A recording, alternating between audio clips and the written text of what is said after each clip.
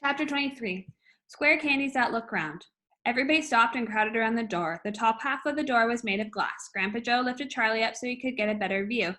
Um, and looking in, Charlie saw a long table. On the table, there were rows and rows of small candies, or small white squared-shaped candies. The candies looked very much like square lumps, except each of them had a funny little pink face painted on them at the side.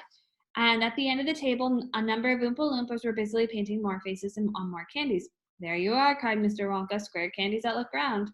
They don't look round to me, said Mike Teavee. They look square, said Veruca. They look completely square. But they are square, said Mr. Wonka. I never said they weren't.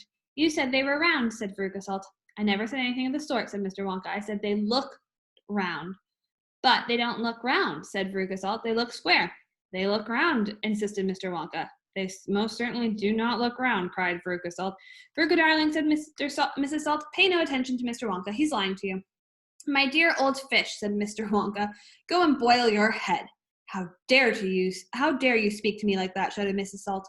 Oh, do be quiet, said Mr. Wonka. Now watch this. He took the key from his pocket and unlocked the door and flung it open. And suddenly, all the sound of the doors opening, all the rows and rows of little squares, candies looked quickly around to see who was coming in.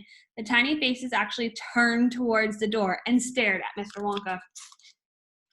There you are, he said triumphantly. They are looking round. There's no argument about that. They are square candies that look round.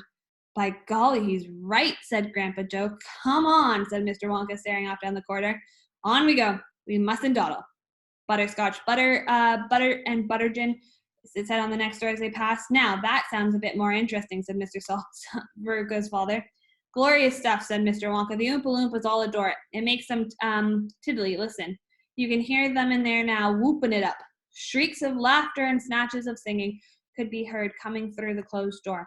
They'll be silly as lords, said Mr. Wonka. They're drinking butterscotch and soda. They like the best of all. Buttergin and tonic is also very popular. Follow me, please.